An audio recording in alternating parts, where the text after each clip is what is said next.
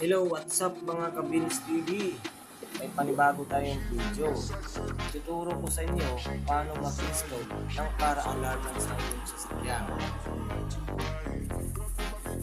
At meron din itong laman na Shireen. May dalawang wire yun. Red at black. Saka meron pa yung isang remote. Ayan, universal remote. May extra pa yung remote. Ayun.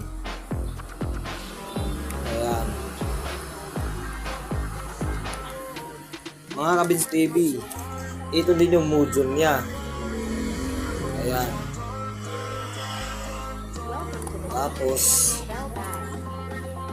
ito yung lead indicator niya. Kapag naglalak yung sasakyan, iniilaw yan. At saka yung mga wires, para sa mga wiring natin mamaya. Papakita ko sa inyo mamaya.